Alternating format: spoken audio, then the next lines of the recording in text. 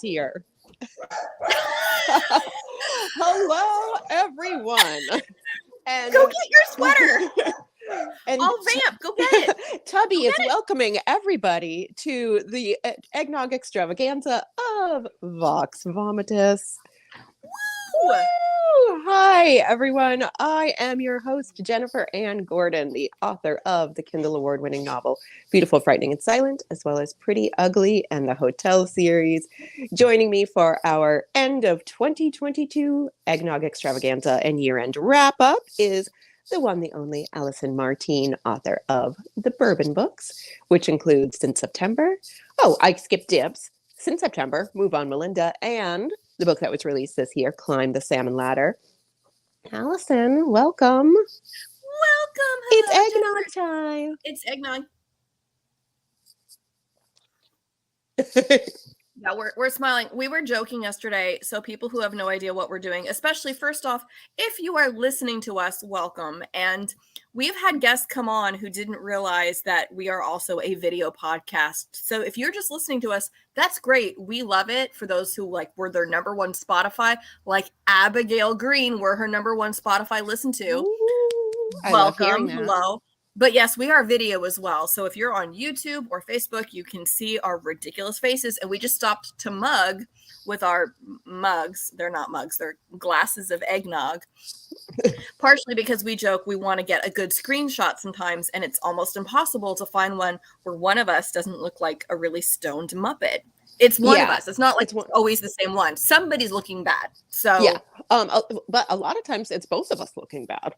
A lot of times it's both of us, or both of us are talking or whatever. And I don't always mind if I at least look funny bad. Right. As opposed to there's like funny bad. And then like, what are you doing with your face? Like probably what I just did. Like I have the tendency sometimes to like lurch towards the camera. You do. And it's not just because you don't have your glasses on. That's a separate issue. It's like I get very it's a separate issue. So yeah, we always hope to have at least one screenshot that we could share publicly. As you can tell from either of our Instagrams, we don't share screenshots a lot, so it's really hard to find. We're not good at that. We're not good at it. So we tried today. And I was laughing right when we went live because I've been waiting all day for this holiday sweater to arrive that I ordered specifically to wear on this show. All day I've been tracking it. It's nowhere. I was like, I bet right when we go live, the package is going to show up. And I think that's what happened because my dog went crazy. Seriously, if you want to go grab it, throw it on, or hold it up. It's up to you. I mean, I'd have to like go outside. I'd have to cut open the box. Don't do all that. This is not an unboxing video. Do it later. No, it's not. He doesn't bark the whole time knowing something's out there, then we're Oh fine. no, he's fine. Yeah, he doesn't care as long as like the delivery driver leaves our driveway.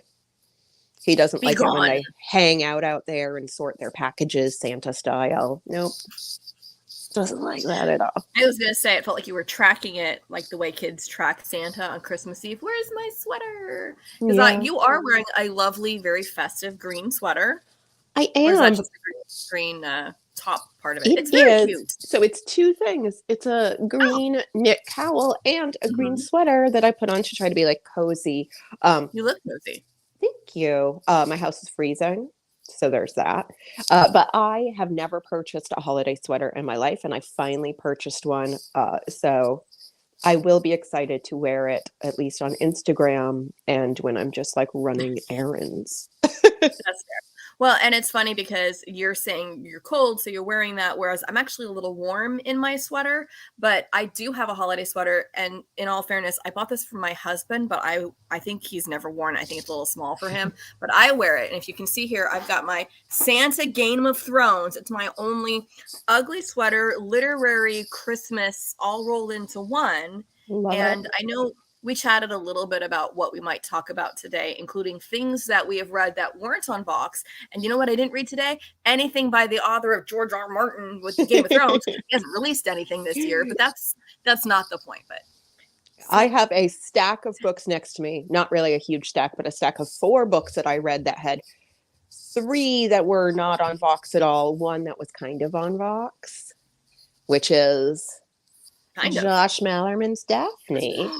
Oh, which I know okay. you So also read. you're saying it was kind of on Vox because we've had Josh on and we've had lots of alcohol with Josh. Yes, And yet last time we had him, it was just before Daphne came out. So we hadn't had a chance to read it yet. Yeah, So we now hadn't read it. It have was read it. yes, we read it for fun. I was Yes. lucky enough to meet Josh Malerman in person this year when he came to my local independent bookstore, Gibson. So I got to meet Josh and have him sign this for me. So it's extra special. Okay, I'm super jealous because it's I don't have a signed. copy. I bought it on Audible, so I don't have anything physical to show for it, but it was such a good listen. Anybody who is a Audible fan, that's definitely one you can enjoy. And I think it's different how different narrators interpret genres, but horror as Audible is like, hey, you want to have your subconscious start playing the nightmares while you're still awake? There you go, because that book scared the bejesus out of me. Yeah, it was really, I don't get scared very easily anymore Mhm. because I am dead inside and everything yeah. I read is horror or serial killer related. I'm saying that because we have a comment up. I see Marie's name and Yeah, Marie she, Sutro says Santa Game of Thrones, conjuring all sorts of non-happy holiday thoughts. Which are you, Jen? Are you thinking of the post that Terry Shepard posted where it attributed a really creepy Santa thing to Marie Sutro? So I mean, yeah. Marie, Yeah. you are the queen of Santa's coming to get you and kill you in your sleep. And serial killer and dark fiction and you know, because we had Marie on our show this year. So Dark obsessions. dark Midnight Sweater. There we go. Just kidding. So yes, Daphne, I read before I got the physical book because I got it from NetGalley. So I had an arc of it. So I ended up reading it on my Kindle. And the great thing about this book is, yes, it's horror. It's also about anxiety disorder. And it's basically written as a panic attack. And, you know, when you're reading the book, there's no chapter breaks. It starts and it doesn't let up until the end. And it is as enjoyable as a horror novel about panic disorder and a 6'5" denim clad monster of a woman who is stalking you. If you just think about her, she'll stalk you. It's as enjoyable a book about those things that it could possibly be. I mean, it's the whole reason Ask the Rim is now trending. So if you see somebody go Ask the Rim, you need to go read the book and then you'll know what it means, and be really careful what you ask the rim. It's very much not even a careful what you wish for, but careful what you think about. And I don't know if you watched all the Doctor Who where it just tells you don't think, none, never, blink, don't even breathe. Like they're always telling you, oh, if you do this, bad things will happen. All of these things. And I've been scared of Doctor Who since I was a child, and I saw like one episode of it on PBS, and it was like the 70s Doctor Who, and it was like some guy was like, and I don't know what I saw, but it scared the crap out of me. Yeah. So I've literally never watched an episode since then, even though I know I could handle it. Well, and here's the thing. So I have a similar experience, but it's also one of those things where I'm almost thinking my subconscious / mixed with nostalgia made shit up, because I think it may have, because I always remember being scared of Doctor Who because I remember him being eaten by a giant clam as a child. I can't find any example of that being in any Doctor Who, any classic Who. That is very so weird. Anybody who's watching this and goes, I know all of the classic Who, Allison doesn't exist, just tell me, because I can't find it either. But I remember watching it in my Aunt Trudy's basement with my cousin and my cousin Corey and my sister Dana, and we're like watching the show, and I remember being terrified. And most things I watched as a child terrified me, so that doesn't really narrow it down. I didn't watch again, and I know when it came back and everybody's like, oh, Doctor Who, and we used to joke in our house, Doctor Who the hell cares? we didn't get it. And then Neil Gaiman went and wrote an episode, and then I'm like, well, and then you have to watch it. I guess I'll watch that. And episode, I did. And I'm sure I would really enjoy it because I've loved all of the actors. The episode that scared me, I don't remember what it was about. I don't remember anything. I remember somebody falling to the floor, and it looked like they had like black lines going up their face, like their face was either cracking or it looked like a blood infection. So what you're telling me is it was pretty ugly. Yeah, I know. And then it was basically the plot of my book. Over that now. Well, once I saw that first episode with that Neil Gaiman had written, it was actually a really good gateway episode, and then we went back and watched all of them. So those are the things that I now love, and yeah, they are kind of one of those things where you can kind of jump in at different points, but yeah, I still don't know why I was scared of it, but we both are, and I love how we have matching trauma. It's so sweet. I know, matching Doctor Who trauma. I was also really scared of like Romper Room when I was little, and the electric company. Yeah, the looking at me thing, which is just like freaking weird. Hi, Jennifer. It's like, I see you, Jennifer. I'd be like, how can that bitch see into my house? That and Santa Claus knows if you're sleeping or awake. So we're really tired of physical characters getting into our head and just messing with us and saying we can see you and don't breathe and don't breathe, don't do anything. Be good, be good. We're not going to be good. So yeah, I'm glad we started this episode with Josh Malerman, Daphne, because that is a book that we both read, and we wanted to talk a little bit about books that we have read on our own.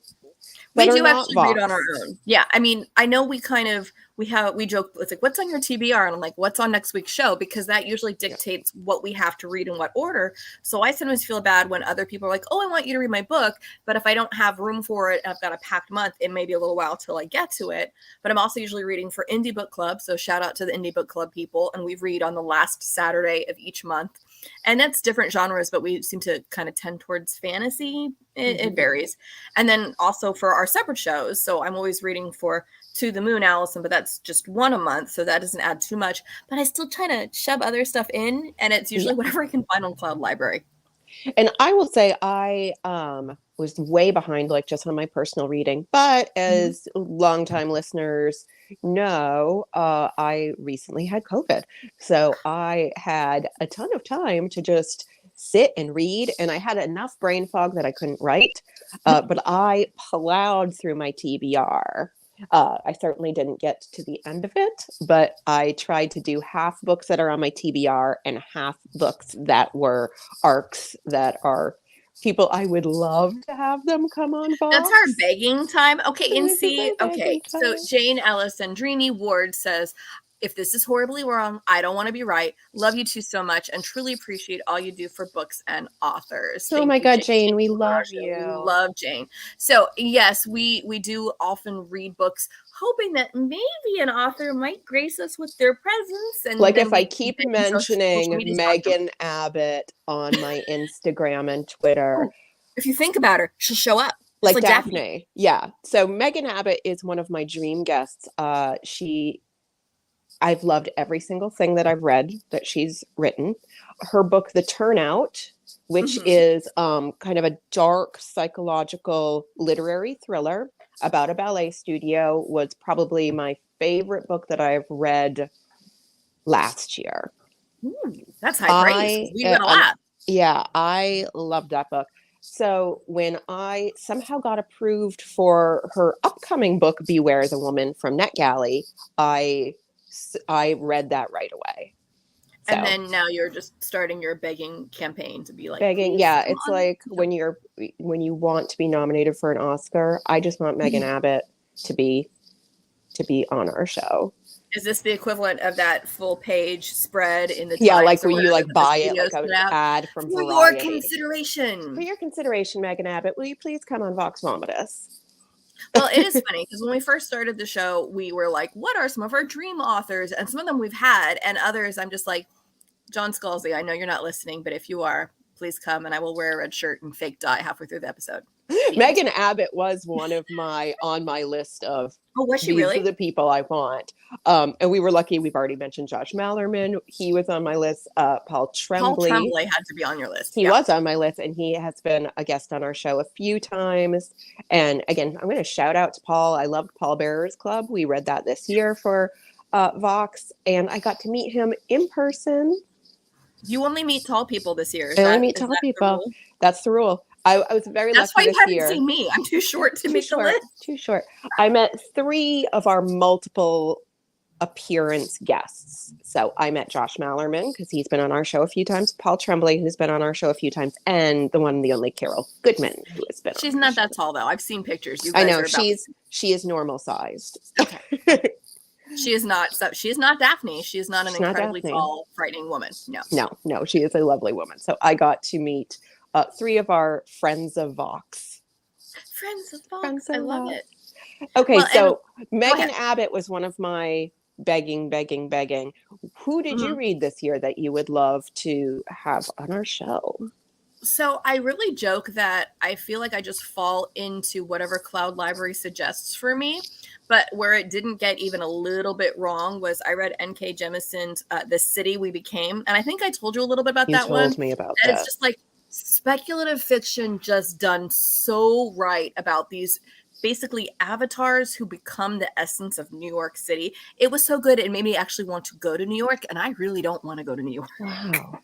But it was just I love beautiful, and that. she's got another one out, and I really want to read that one now. So I know that it's one of those things where she started the series, but it works so well as a standalone that it was satisfying in of itself enough that I'm like, please, we need you on the show. But I would, guys, I really want to read that book. So I would you're going to love, read that anyway because I made I'm you. going I'm to like, read you it. read this I'm one. going to read it. Another arc I read, and again, this is one of my dream people, is Carolyn Kepnes's the latest Joe Goldberg book, which is For You and You Alone. I think, I can't remember when it comes out, sometime either this spring. I got an arc of that, so I read that during my great sickness. And The Great Sickness of the great 2022. sickness of 2022. I love the Joe Goldberg books. They're amazing. I've read and listened to all of them on audio. I've done both. This one I've only read so far. And I almost prefer them in audio because her narrator is so incredible. And if you are obsessed with the Netflix show, the books are following a different storyline, obviously. But the characters are really the same. And in the upcoming Joe Goldberg book, he goes to Harvard and he becomes like a creative writing fellow. So it is so amazing and meta and hilarious because it's about writers writing, and maybe he wrote about some of the murders he committed. So Who knows? but it's hilarious. It's amazing. Again, Carolyn Kepnes, we would love to have you on the show. She's also written one of my very favorite kind of sci-fi fantasy-ish books. I'd say it's more on the sci-fi because it's a monster. It's called Providence, and it's stunning, and it's literary and strange, and you would love it.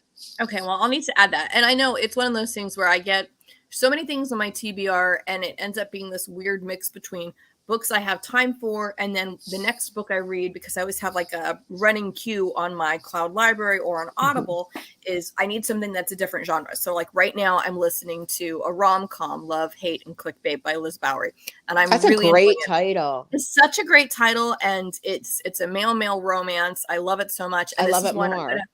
I'm gonna have to put it in the review that you're gonna hate both main characters at the start, but that's only to make them both more human as it goes. But I almost didn't finish it because I'm like, I hate both these guys. These guys are both garbage humans, and yet they both become so much more humanized, and you end up loving both of them. So it does work, but it is one of the things. Well, hey, look, hate's right in the title. She warned us that we were not gonna be like, oh, they're so sweet. You don't want to cuddle them at first. No. I love unlikable characters. That is like right.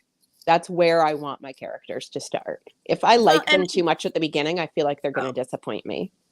Well, that, and you also do mean things to your characters. So it's like, hey, nice character, you're going to be in for a lot of pain. Sorry about that. A lot of pain. There's a difference between unlikable and unable to connect with them. And I was able to, they were able to be humanized fast enough that I could see why they were the way they were and why they behaved the way they did and why they didn't like each other. Because this is it's one of those tropes that is almost always done wrong, but I'm really enjoying this take on it, which is the fake relationship, because they're doing it for a political campaign. So it's one of those things. I love that. Oh, hey, by the way, there's a political gaffe by your boss, so you're going to have to fake this, even though one of you probably isn't even, as you're aware yet, maybe not even knowing if you're gay or not. The other guy is already out, so that's a thing. And oh, by the way, now you're dating. I know you guys hate each other, but yeah, you're gonna have to do this at least for a few minutes. We'll see how it goes.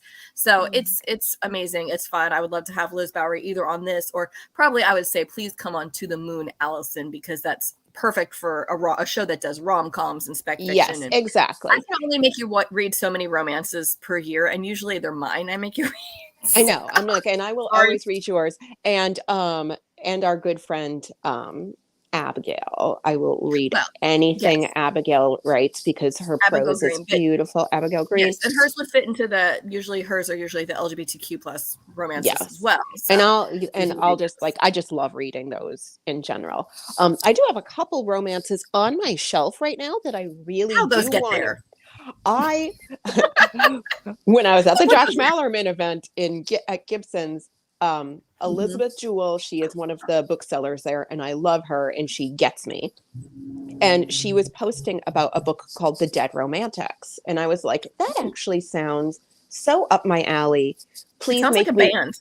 Doesn't it? It sounds like a band. I would like wear their t-shirt and be like smoking a clove cigarette and listening to them.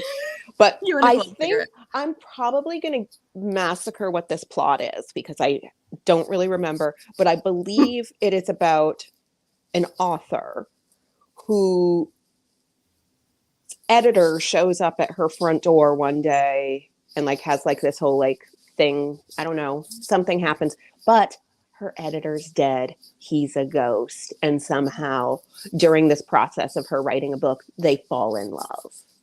But he's already dead. He's already dead. So I love that. I mean, I love it when people fall in love with a dead person. That's kind of like, I write about that. But just to clarify, you're not talking about necrophilia. That is a specific separate that we are not talking about that. This is romance, not sex. Leave that alone. Hey, I got this, and I haven't found the pink one yet. Can you see this? I can see it. You can't read. It's I see the word cocktail. So they're chocolate truffles, but they have booze in it. And I was eating some last night. It's a 25-day advent calendar, but I've only eaten a couple because I got it late. So I was going to have one during our show because I'm looking for the pink one. It's pink champagne. But I can't find it. The other day, I actually was like, because my amazing husband and our producer, Roman, was like, he wanted boozy chocolate. And I went looking for boozy chocolate for him, but I could not find it. Yum. It's an eggnog truffle. Yes. Perfect branding for the show. I am going to do like another shout out to a book I read that has been on my TBR for ages and ages. And it is The Last House on Needless Street. By, I'm going to massacre her name. I want to say it's Catriona Ward. Catriona. Yeah, I want to say Catriona. Yeah. But I feel like it's maybe one of those names that's maybe Irish, and which means it's probably pronounced like Stephen. Yeah. Sorry. Where you're like, I don't know what this is. I still get the name Siobhan wrong 80% of the time. Go ahead. So you read that one this year? I just read this one a couple months ago. Again, loved it. It's horror. But again, I don't want to.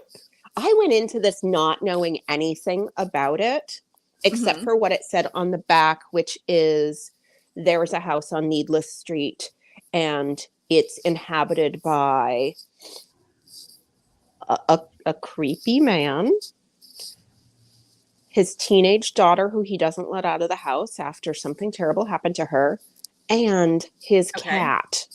And it's told from the point of view of the daughter, the creepy man, and the cat. I was going to say, tell me it's all from the POV of the cat. And there's a lot from the POV of the cat. And I was like, I just want to read it for that because I would dare you to read only the cat POV sections and see if it makes sense. It wouldn't. It's such an interesting book. Again, I don't want to give too much away because don't spoil it for people. It's like as you're getting into it, it's like a flower blooming. Like each, it's like the book changes as you're going of what you think it is. Like, oh, you think it's a story about a man who might be a murderer. Oh, you think it might be a story about a kidnapping. Oh, you think it might be a story about the cat. Oh, you might think it's a story about revenge. I want to see the pitch where it's like, it's a story about a cat. Because it's interesting because it's when you point out, oh, it could be these different things, I'm wondering where it's shelved. Because I was just at a Barnes & Noble either yesterday or the day before. And I went looking for my friends' books because that's what I do. And I had trouble finding some of them, partially because they just put things in random places. And I'm always having difficulty deciding, well, what's classified as fiction versus genre. And like I was looking for Sunya Dean's The Book Eaters, which we both had on. We had on our show. We loved her book. And last time it was still a new fiction, but it wasn't there now. So I was looking and I couldn't find it. And I know it has to be somewhere because that book is selling like hotcakes. So either they were just temporarily out, totally possible, but I didn't know whether I was going to find it in fiction or in science fiction, horror, fantasy. I have no clue where that book is going to end up. So I'm going to like go back and ask, where is this? Where can I find I feel like The Last House on Needless Street, which is available in paperback now. The paperback just came out a couple months ago, which is why I have the paperback. I want to say it will probably be in the horror section because Stephen King tweeted about it and they put his if Stephen King tweets about you, you're horror de facto, except for when you're S.A. Cosby, if you're Sean Cosby. Did Stephen King tweet about him too? He mentioned he mentioned Blacktop Wasteland in an interview. This was before Sean Cosby, before he exploded. Somebody said he was like, there was an interview with Stephen King and they were like, well, what are you reading right now? And he literally like picked up Blacktop Wasteland and he's like, I'm reading this. Yes. Well, and I would say Sean writes horror, but that is not horror because we read one of the books we read this year was The Other Terrors, an inclusive anthology, and Sean had one of his stories in there, which was awesome. But I wasn't aware that he wrote horror until I read that because that's not really where like it's more the crime, the noir, he does like crime, noir, southern noir. But I was like, ooh, he does horror too. What's funny is I didn't know that. About him either until I interviewed him, not this last year, but the year before for New England Crime Bake. And when I was talking to him, he said he said something about like, oh, well, I always thought I was just going to be a horror author. But I was like, what? When were you a horror author? When were you a horror author? But he has written like a lot of short stories that are horror related. And he made such great points as crime and horror. They can be interrelated. Yeah. They're kissing cousins because, I mean, Silence of the Lambs is both. It's both. And it's funny because we just finished watching, and for anybody out there who's seen the show Inside Man, which once again, it's on our list. Have you seen? Okay, you need to watch it. It's only 4 episodes. I'm finishing The Crown now. I think we have so finish that. And we were lured in by David Tennant. I will watch anything if David Tennant's in it. We are lured in by Stanley Tucci. And that was, that was what my husband said. I'm like, oh, I love Stanley Tucci, but he wasn't in the pictures I was seeing. I was seeing stills of David Tennant with the clerical collar. I'm like, this is not going to go well. And it was excellent. And as soon as then I saw, I'm like, oh, Stephen Moffat's in charge of this. Things are going to go really, really bad because he's been breaking hearts. That's just what he does for a living on Doctor Who. So I was just waiting for that.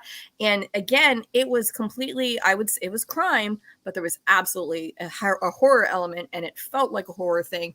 And it's almost like at what line, like if horror has supernatural elements, it's no longer crime.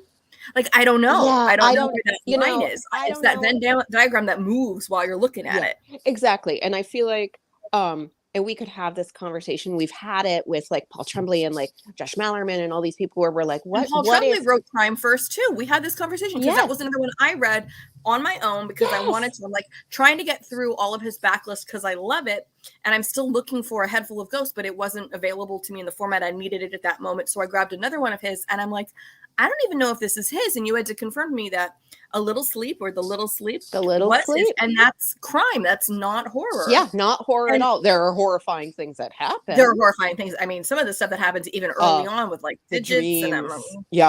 As I'm like, stuff's messed up. But people again, can't see. I'm pretending I have no fingers. When I was looking at the genre, I had to confirm with you. I'm like, is this the same Paul Tremblay that we know? I don't think there's another Paul Tremblay out there, but you're like, yes, it is his, and that's actually where he started. So most authors, I feel, very few of them start in one little groove and never deviate from the groove. It's like you have to hit it perfectly in that first write. Otherwise, everyone's kind of moving around, and I think there's more freedom in that, which I love. There is more freedom. So this is going to bring me, this is a really great segue into Jennifer and Allison. What the hell have you been doing all year? Well, you had COVID. Well, I had COVID. My appendix out. But I will say, so fun. I'll just blurb a little bit. Blurb. As everybody who's in the publishing industry knows, 95% of the time you can't talk about anything you're doing. And I know over the past year or so, I've been like, oh, this top secret book that I'm writing. I still can't talk about it, people. I still can't. And I know for a fact, some of you go to Allison and try to find out what this is. I won't tell you anything. Lips are sealed. I'm not allowed. Yeah, not allowed. That being said, this book that started as a joke and went through a lot of rewrites because, as I'm allowed to say, it's not horror, and it's my first not horror full-length work. So it took some tries. And I have an amazing agent, Paula Mounier from Talcott Notch, and she was patient and loving and gave me all the pep talks when I needed all the pep talks, told me to just like suck it up when I needed to hear just suck it up and write, just finish it. So that book went out on submission this fall, like late October-ish it went out, which means it's like out in the world getting shown to people far fancier and more skilled at knowing what people want to read than I am. Nobody knows. Oh, nobody knows what that is. So that's happening. I know a lot of people have said like, oh, you haven't had a book out in a while. What's going on? Hey, Marie. She's like, a secret Jennifer Ann Gordon project. Hooray! So there's that. And again, I hope I have something that eventually I'll be able to announce with that.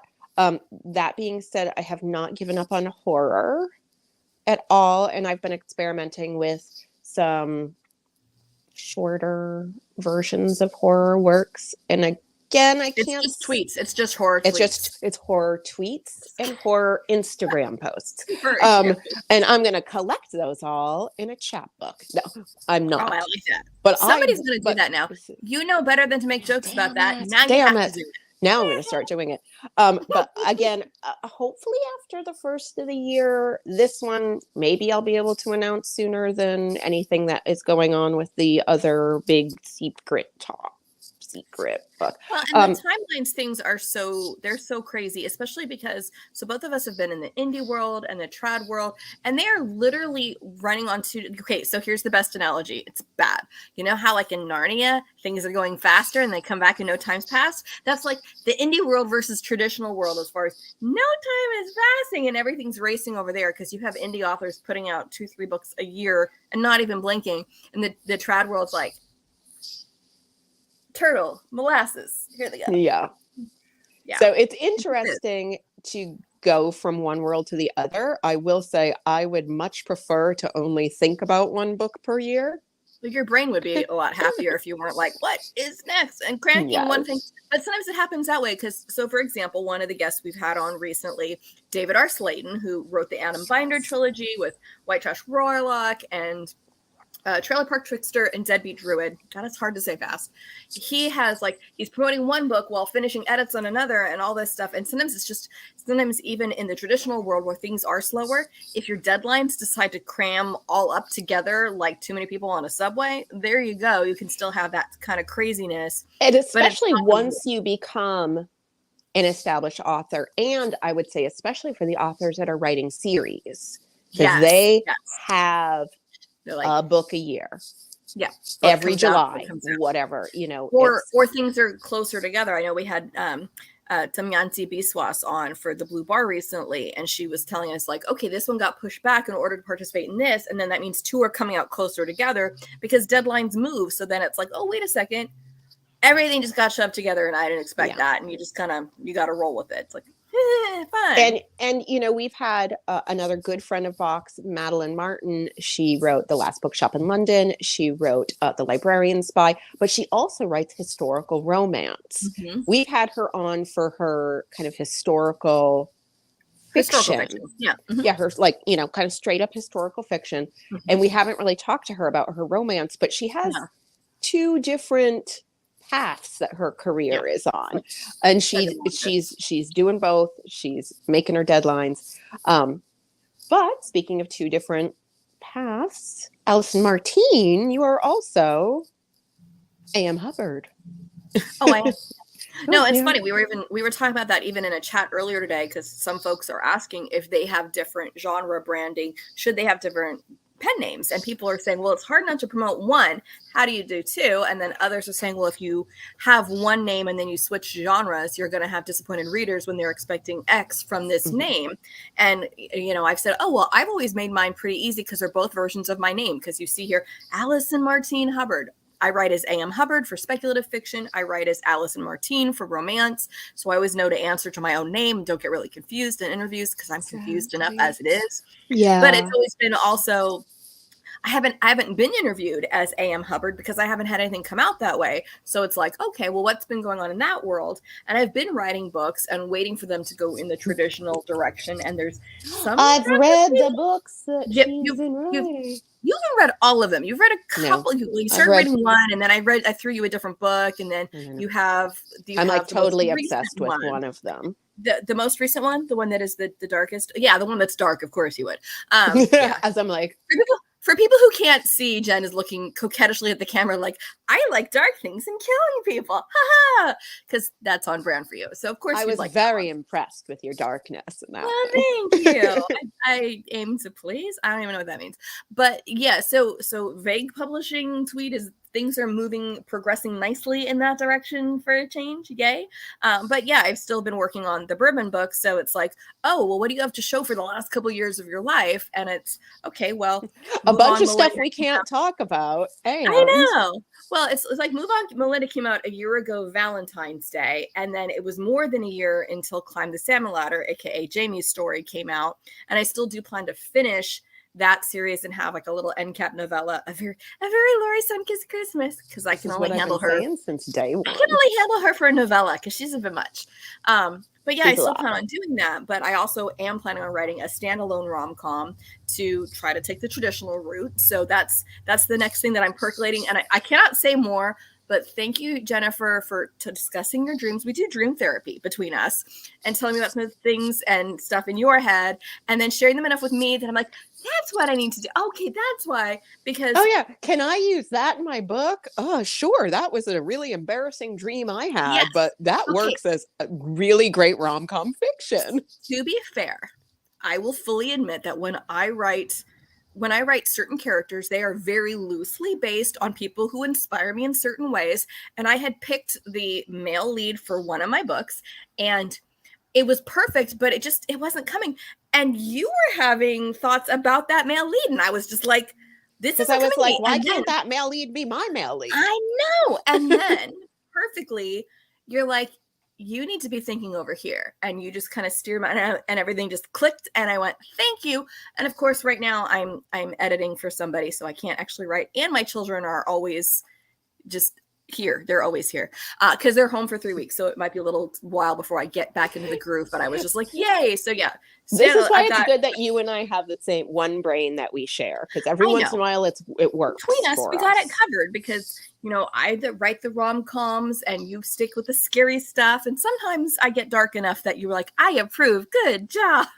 And sometimes I write things about people kissing in like a kitchen or something. I know. Occasionally things happen. But usually when you try to write like sexy scenes, you're like, it was supposed to be awkward and painful. Did it work? And I'm going, yeah. Sorry. I'm having flashbacks to Pretty Ugly where you're like, it was really bad. I'm like, yeah, I'm like, I wrote my first sex scene, but it's not supposed to be sexy. Mission accomplished. I know. You're like, that everybody's running to go read Pretty Ugly right now. Yeah, just so people know, just so it's not like a violent crime sex scene. No, it's just a sex scene that, like, you know, it just happens. Makes you feel kind of squicky, a little. Yeah, but not in a not in a way where you're going, ew, and more of a, Look, we've all been there. We have, and it's, part of the human condition, and you capture it perfectly. So not every sex scene is going to be like the one I read in Love, Hate, and Clickbait. All right. So human condition, before Yes. I forget, I am going to say the one thing I can officially talk about that's coming out either very late 2023 or early 2024.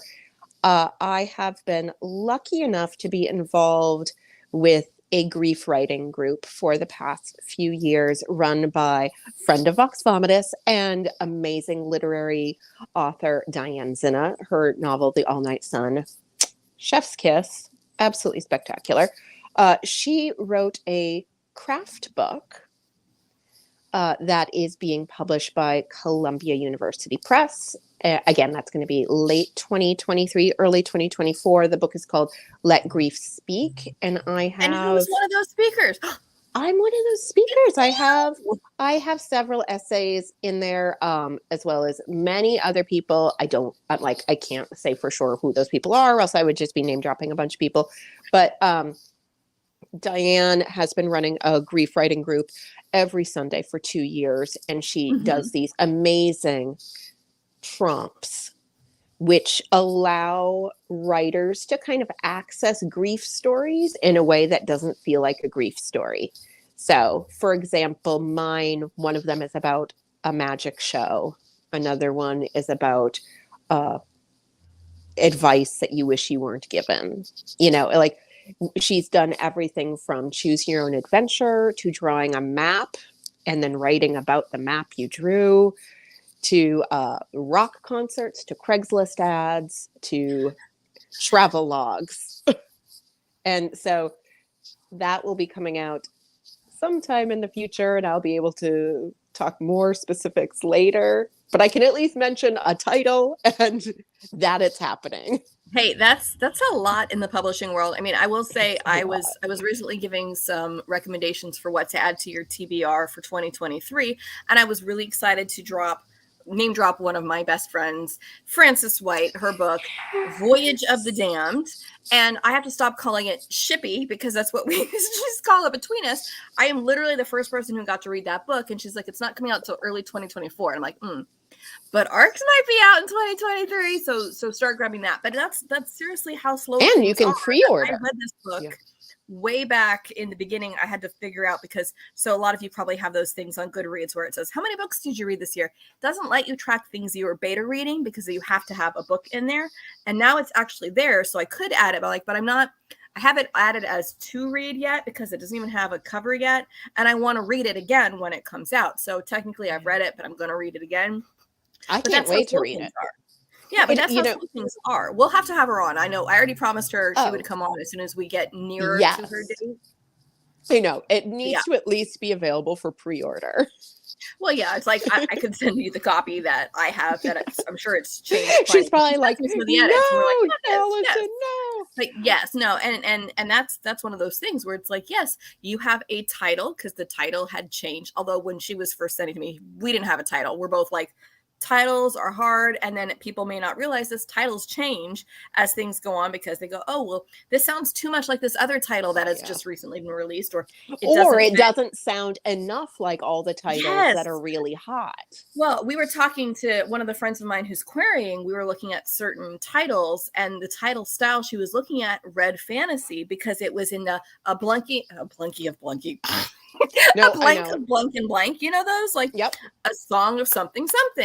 A cup of swords and flowers. It could be anything. And I always just mention tarot card things like a sword of cup and spades. It doesn't need to make sense. The Page of Cups. We're back to Adam Binder. Yeah, we're back to David R. Slayton's books. But yeah, like sometimes it sounds too much like that, and sometimes it's an issue with the cover needs to make sure it's like this. All these things are things that aren't necessarily fully in the author's control, especially if it's traditional, because there are people who know, and we've joked about how certain covers are like, that cover alone made that book go viral because that cover was fire, and then other covers where you see a cover and you're like, I want a tattoo of that cover. I want a tattoo of that. Like, I want to live in that cover. I want to live in that cover, please. I will say that a cover that I wanted to live in was Good Rich People by Mm. Eliza Jane Brazier. Like, you don't need the part of your face right here. right. No, you don't. Not if you have Yeah, all those like fancy like shopping bags and like an amazing house. You don't need a face. But I That's thought great. that cover was so brilliant because for people who didn't see that cover, the hardcover, the original, is this amazing artwork, but there's no faces. They're like Yeah. cut out like like a reverse paper doll kind of thing. Mm-hmm. Or like you were going to self-insert in a really creepy way. Yeah. Which again, you got me at creepy. Well, so and it I also love then that worked cover. when you read the book, because the best covers, when you go back and read the book, are almost like Easter eggs, where you figure things out about it. You're like, oh, I get that part of the cover now. And other covers are gorgeous, and you're going, I don't see the connection. You're like, I don't know what that is. It's sold, so it's sold well, and that's all that matters. It's fine. It's all good. So I'm glad I of course know what's going on in your publishing life. Yes. And I'm You're just staring at me now. Why are you I'm happy. I'm just happy. I think so for those of you who have not read Allison's bourbon books, you should. Especially people, I'm going to say this, especially people who say like, oh, I don't like romance and I don't read romance. Because look, that's me. I don't like romance. I don't read romance. That's me. And that's Allison. But to be fair, I have read a lot more now, partially because, I want to know what else is out in the genre, and I don't want to be that romance author who's like, only my books are good. Everybody else's books are good. I know. Stupid. And you it really is a matter of finding the ones that resonate with you, because there's going to be books in every genre. I'm a sci-fi person. Yeah, and you've been an amazing cheerleader for good romance in the past couple years. I shouldn't say good romance, but like you've been a cheerleader for romance that resonate for me. So yeah, I will totally. If I'm enjoying something, I want people to know, because I also feel like romance gets a bad rap for being too cheesy or too predictable, or just it's just a bunch of tropes, or AI could write it because it just put in some tropes and things will happen. No, that's not. I feel like, but here's the thing. Yes, all like so much genre fiction gets this bad rap because horror has it, crime fiction has it. Domestic suspense has it.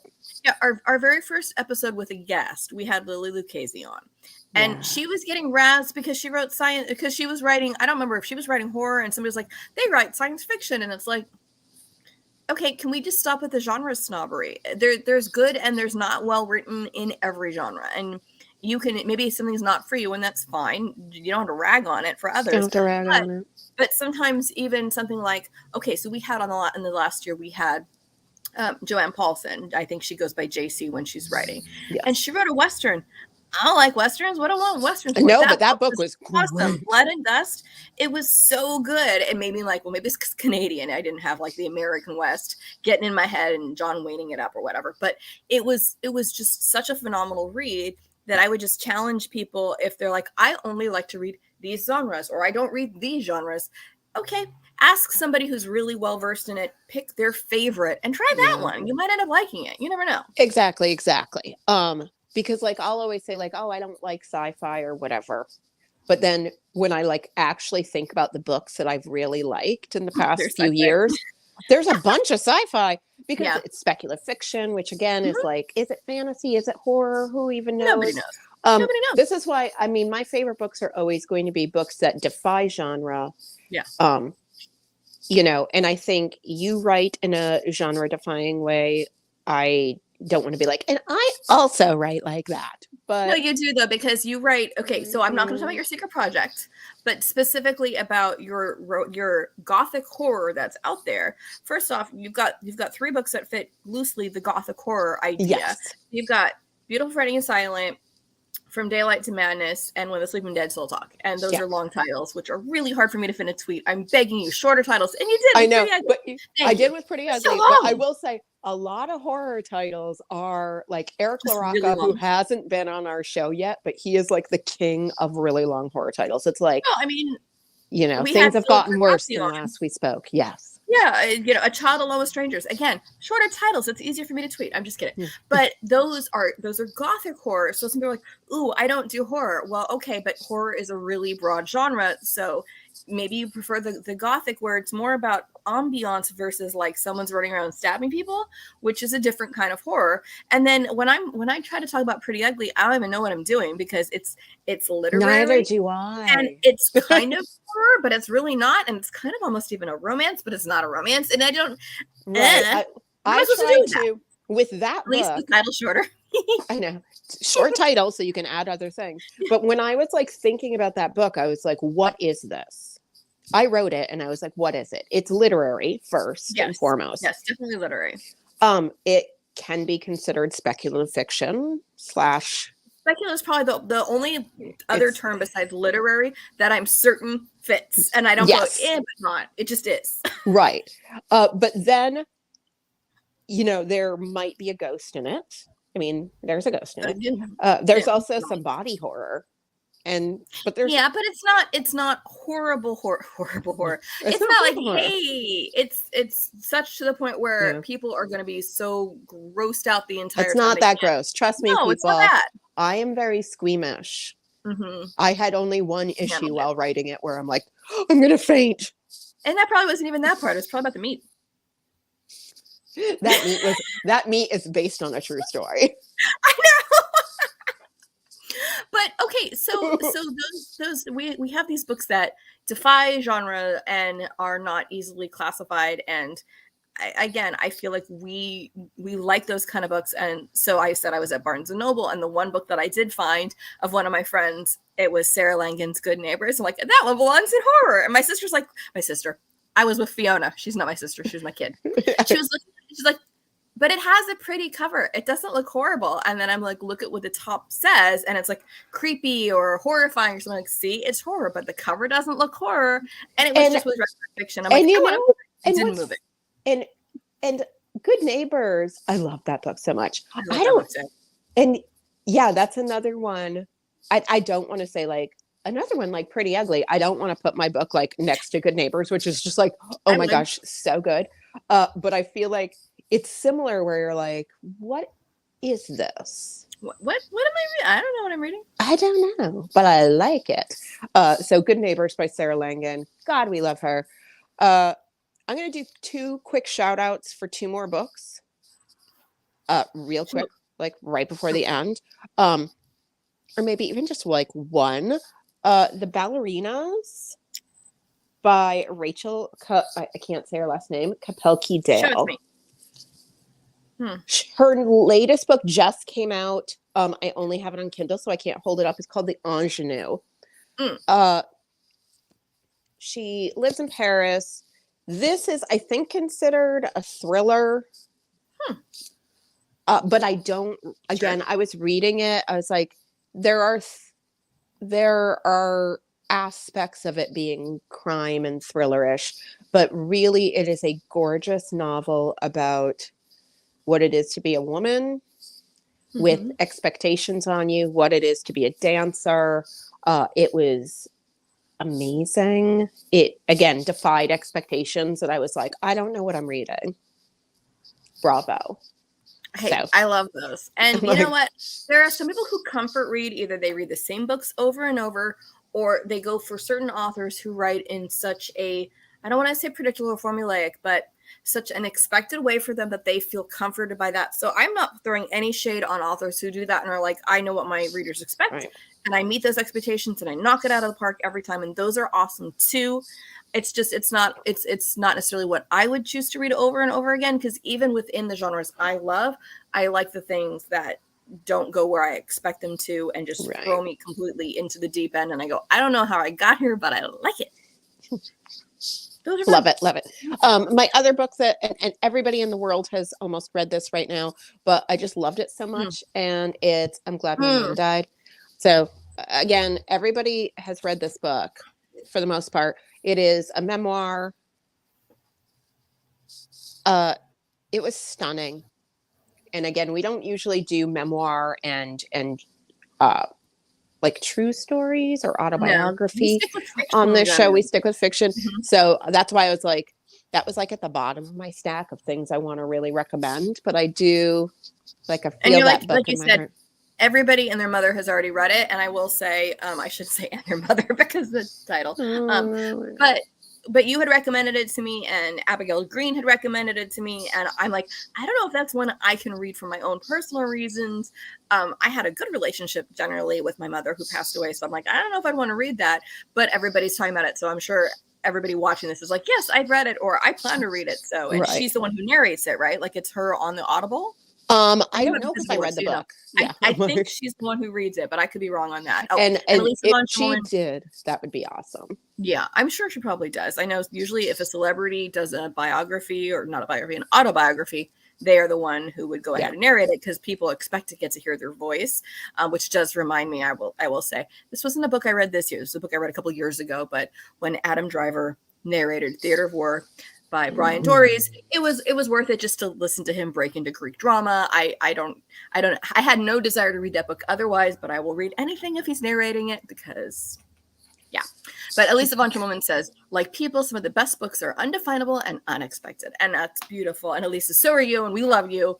And I'm going to say, yes, we like the undefinable and unexpected, and we hope we have like good unexpected things that happen this upcoming year. We're both like looking forward to seeing what happens next. Sometimes we're like looking forward to like this. Like I don't want to. We don't know, but hopefully we'll have announcements to be made. Hopefully that is the case. We all want that. But we're looking forward to the next several months of Vox Vomitus. We have. I know, like we only take it a little at a time. We're not. I know. I was going to say. I know we have.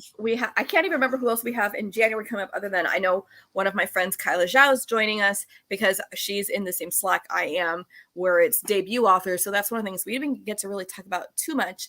Some of the authors that they're not on our. They don't even have a backlist yet because they're debuts, and we've gotten to meet so many debuts, and then we get to have them come back. And I love that. So we have her coming up. We have Terry Shepard coming up, who is a audiobook narrator, a kids book writer. He also writes thrillers like police procedurals. We're not reading the kids books, are we? Because we're only reading the kids books. For me, if that's no. Like, here you go, kids. Take this we also have Ed Amar coming up. We're going to be having Samantha Bailey. We're going to have Kelly Garrett. We're going to have Gabino Iglesias. We have so many people. Has Gabino actually, he agreed publicly on Twitter, so we're holding him to it. I'm counting. I'm counting. Gabino, you're coming back. And we have other authors who, their books are coming out much later, so we have, tentative, hey, see them in 2023 later because their books aren't coming until summer. But we're and then I know we are due a Wendy Webb. I know. Wendy said visit. Wendy's like, what's happening? And selfishly, and not so selfishly, we do want to have Amanda Jayatissa back. I just finished her upcoming book. Book was called You're Invited. We are inviting her back on here, and we will put it whatever time it needs to be. Because Amanda, again, we have these authors who are literally in Sri Lanka. She's in Sri Lanka, so it's literally morning for her. So she comes to us from the future.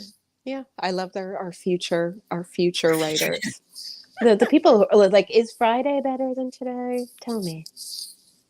I don't know. Is next year better? We're almost there. We're almost there. So thank you, everybody. Thank you, our loyal listeners who put up with us today while we each drank a giant cup of eggnog. I've been going through this. Mine's empty. But I've been refilling as we go.